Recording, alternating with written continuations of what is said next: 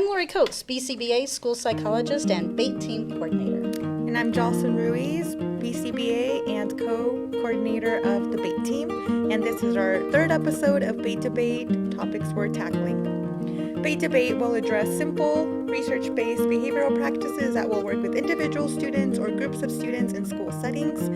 The situations and questions will be adapted from what we are hearing and seeing in schools.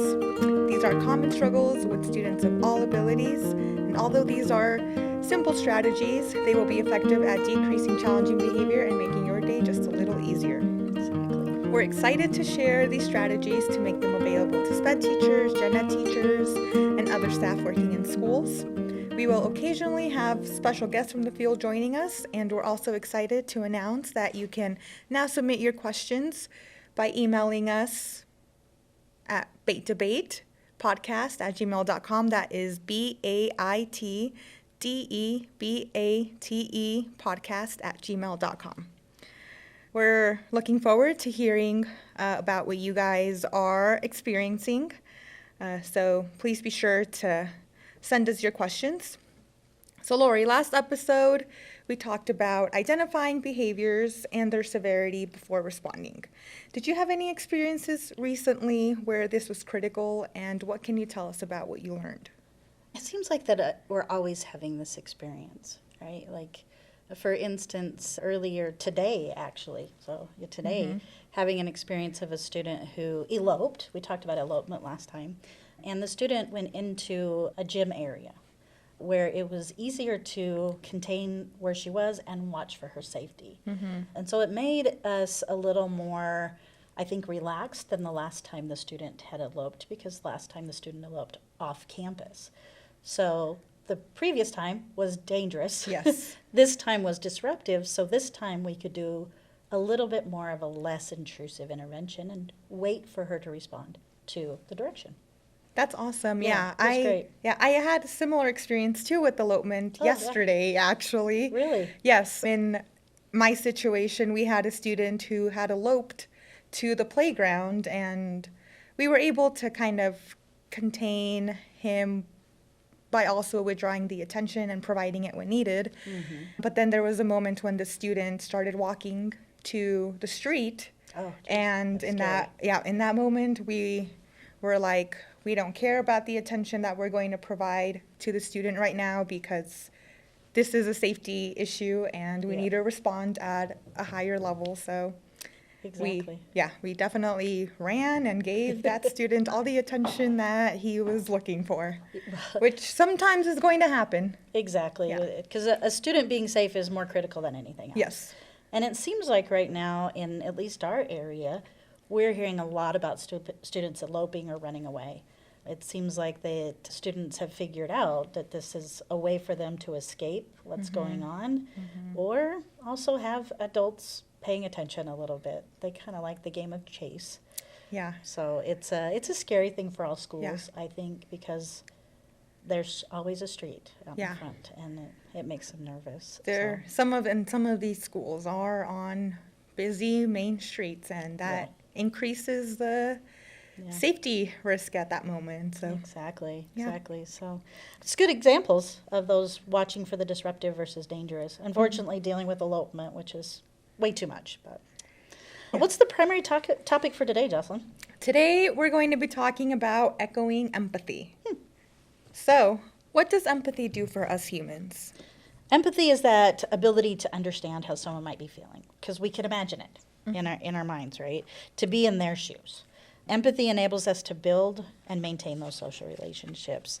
It's the ability to feel connected. Once we feel connected to somebody and we feel valued and cared for, then we're more likely to do things, right, for someone else, and we're more likely to want to be in a give and take relationship. Yes. So when somebody gets us and says, hey, I get it, we feel much more connected. I feel like we can achieve more. Absolutely. And you're more effective as an adult working with children. So when we come to that empathy, which we'll talk a little more about, is that you're going to be more effective if you understand what they might be feeling. Absolutely. Yeah. So, Jocelyn, what are some ideas on how we can cultivate greater empathy? Well, there's a couple different things that, as educators, we can do to cultivate greater empathy. The first is starting by accepting and validating student feelings. Yeah. Just validating sometimes can be enough to let the student feel understood. And when they feel understood and staff reaffirm their needs or their interests and make suggestions rather than impositions, the student is more likely to engage or comply with what you are asking them to do. Absolutely. We also should try to take the student's perspective and understand their world. Yes. Kids have hard lives. Yes, they really do. And taking a moment to think about what they go through in their homes or in their communities and how that affects their behavior is important, because that helps us be more compassionate about the situations that they may be experiencing, and then in turn we become more compassionate towards them as well. Do you think in that there's a little bit of that part too of that adults sometimes think kids have it easy? Because you mentioned kids' lives are kind of hard. They have it easy, right? Because right now they're not walking walking to school up a hill both ways in the snow, that whole thing where we talk about, your life is much easier than ours ever was. But students right now children have so much coming at them that they're trying to process. And so I think it's important for adults to step in that world for a minute, right? Yeah. Yeah. Yeah, there definitely is a lot of trauma things that are affecting students nowadays. So, yeah, as educators, you mentioned in a previous podcast about being culturally competent, and I think that also comes into play when we talk about empathy. Yeah, absolutely. Yeah. Absolutely. So some other things we can do to cultivate greater empathy are listening and ask questions. One of my favorite quotes recently has been from Ted Lasso. If you watched Ted Lasso, it's a great show. If you haven't, you're missing out. But one of the quotes that Ted Lasso in one of the episodes says is, "Be curious, not judgmental." Yes. And I really love that because it helps me remember to ask questions, maybe figure out what's going on in the student situation, and not just assume that the student is behaving the way that they're behaving because of things that I think are happening. Yeah. Or that you think that they're against you. Yeah. A lot of times I think because staff are not curious, they feel like they're being attacked by a student. Right? And really the student's just feeling some big feels. Yeah. So listen and ask questions. Be aware of your biases. Sometimes we may have some biases that we are reluctant to think about. Yeah. But, taking some time to reflect on some of those things is also important, because they could be affecting the way that we are managing behaviors. They really could. That's two more things: working on building and rebuilding those relationships that may have been ruined in the process. And we'll talk about a couple different strategies too that help staff build or, again, rebuild those relationships when they've been effective. Last but not least, we should be choosing empathy. Every day. Yes. When we choose empathy, this also does something for our internal state, because I can think about why things are happening, and when I'm calmer and can respond better, then I'm better able to manage the situation. So, for example, let's say maybe you have a student in junior high who's having behaviors. I could think about the changes that are happening in the brain during that age. Oh, yeah. And by thinking about that, I become more empathetic, because I remember that some of these things may not be in the student's control, and what matters right now is how I respond to this behavior. Exactly. I like the idea of choosing empathy too, because it takes me out of me. If I'm choosing empathy, I'm thinking about you, I'm not thinking about me in that moment. And so then I don't get that personalization, right? Where Yes. I'm like, oh, that was really hurtful what they just said. They don't really mean to be hurtful. No. Most of the time. And in escalation, some of Yeah. those things, they're not trying to be They're hurtful. not trying to be personal, that's for sure. So if we're continually, using empathy and validating student emotions, where do rules and expectations come in? So empathy doesn't negate having rules and expectations. Rules and expectations actually help a student feel safe by knowing that my teacher has expectations, the adults in my world have expectations of me, and that adult is consistent about those expectations. Yes. It does help them feel safe. It may mean that a student has to have a negative consequence, and we can understand that they feel sad about it. Yes. But we don't need to take it away just because we understand they feel sad about it. I actually had a teacher call me this morning about this, where she said, the mom is just, it says, well, he thinks that's dumb and that's not good. And so this is what my kid's thinking, so we need to listen to him. And the teacher who talked to me, she said, I need to be consistent because this is what I said. And here's how I, can be respectful to your students. So I think it's important that empathy, you can still have empathy and still have expectations for students. 100%. Definitely. Yes. Yeah. So what can we as adults do to increase positive relationships with students, Jocelyn? First thing is have fun. Oh, goodness, yes. Set up opportunities where you have fun with the student. I know you had a story about a teacher that you told wasn't having a lot of fun. Yeah, when I would go in our classroom, she wasn't having fun with the students. And these students were hilarious. They were just a great group of students. Sometimes naughty, sometimes exhibited challenging behavior, but they were really fun students. And so I said to her, I need you to start having fun, or you're going to hate your job. Yeah. Right. So yeah.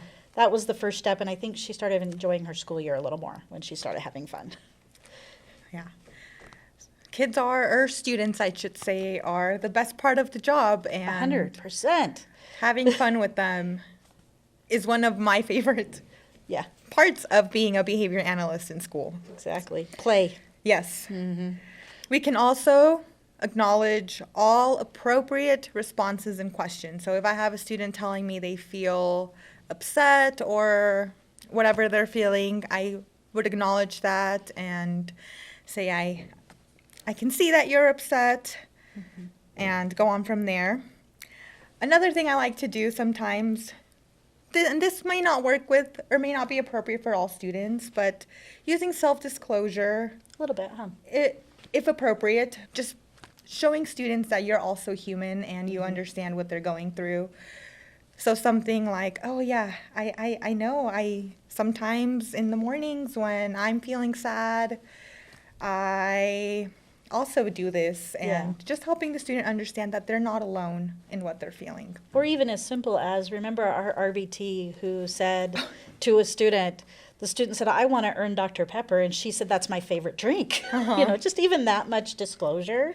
Yes. And they sat and had some Dr. Pepper together. Yeah. And from that point forward, their relationship was so fantastic. Even when he had some challenging days, she was able to turn that around because they had something in common. They had that connection. Yeah. As simple as Dr. Pepper. Yeah. Also using responses like I agree, I respect, I appreciate. Those are all validating to the student. Agreed. Asking about their interests. What do they like to do? And maybe finding some common ground or something from that you can take and incorporate into your classroom to get them more motivated to participate or whatever it is that you are wanting them. Or let them teach you about their interest. Yes. I'm working with a student right now who knows how to do video game development.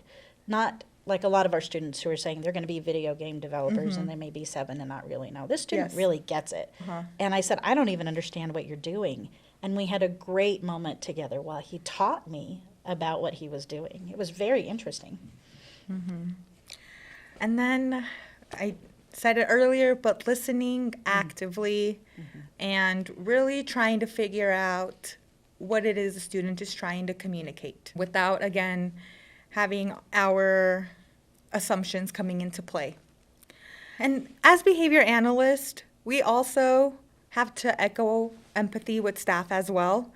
It's harder for staff to listen to us when they're feeling frustrated, just as it is difficult for staff to listen to students when it's not That's true. uncommon for teachers or staff to make assumptions about the intentions of the student when listening. And by using empathy and remembering those things that we can do, you're more likely to understand the why and implement better strategies. And then better strategies mean we all go home at the end of the day feeling less burnt out and more connected to our students. And isn't that one of the best end goals? When you go home not feeling quite as burned out. Yes. Yeah, that's true. Thanks for tuning into this episode of Bait Debate. We're excited to have this opportunity to share our strategies. It may be surprising to hear that echoing empathy is one of our first key strategies as behavior analyst or behaviorist, but it's a very clear and important starting point. We hope this information was meaningful to you all today and want to remind you that we have a lot of more exciting topics. And if you have friends, share with them, let them know what we're doing, email us. Let's have good conversations about student behavior. We'll catch you next time.